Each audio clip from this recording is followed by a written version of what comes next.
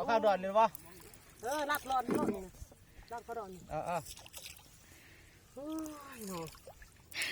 ฟื้นคือกันเมื่อแต่หาฟื้นงัวสุดๆแล้วหรอสิแห่งสุดโลกบักคักผัดจับหาจอมเฮนี่เห็นโอ้โหก็เรามั่นใจแท้ๆหลอบนี่มันไม่มีสระอะไรนี่แหละนี่ตอกเอาดีๆแล้วคือสูงเอ้ยแล้วคิดตอกมันสิทธิ์นะพี่มันสิทธิ์ข้างนาครับที่นั่นอยู่ข้างหน้านี่ก็ยังปลาดองเลย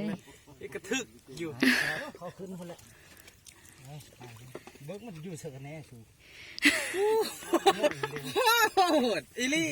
ฮะโอ้มันยุ่งหมดเลยเว้ยจับเท้าตะตีมันพูนทางแรกมั้งทำแน่ฮะจอมเฮจน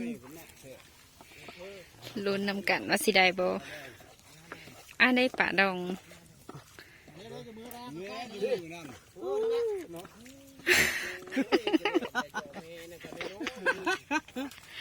เยอะเลยครับ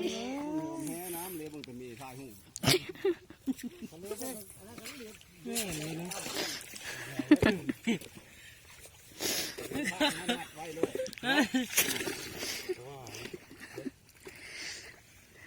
มันเป็นสีแดงๆนี่ก็เห็นเลยโมมีแล้วพอยังถ่ายเอาตรงเขาจะย่อขึ้นมันโมเห็นหูอยู่ต้องต่อย่อขึ้นแต่ว่าป่าเฮาเห็นหันแล้วบอกไปดิฮะเห็นเลยน้ำดีเนาะว้าวคักแม่โอ้ยเฮาสองคนมีหันเพิ่นว่ะวัดไฟเลยพัดหาเจ้ามีเห็นขวาช้ำเถื่อยังเห็นงงเลยเต็มเลยติดน้อยครับนี่เต็มโอ้โหมันบ่เห็นเลยนี่หรอฝนหนาช่องทางโตพิลึกนี่โอ้ดอกบัดถือเนาะมันปนางมีบ่บอลว่าวิธีหาจอมเพิ่นโดนตัวคนบางโดนลุมขึ้นแล้วนั่นนางกินแล้วหรอโอ้ว้ามันแถวอ่ะเอาได้ซะ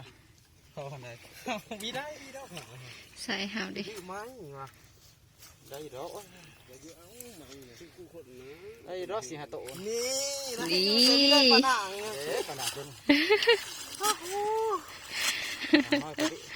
เอาได้ทำมีการทำมือเราไม่ได้มีดองงวยหลอบแหลงนี้จังเนี่ยเลยเนาะดองปิดฟาดจะได้ดิเนื้อแห้งใหญ่แล้วลงเต็มเกมเหมือนที่มันทันจะพี่อาเย็นอีกเถิบเข้ามาพี่จะ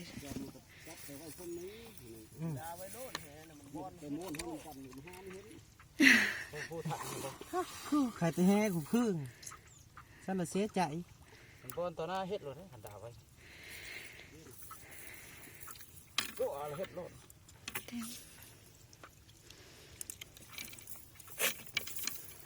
ต้องเรียกว่าทุนแก้งซ้ำเนี่ย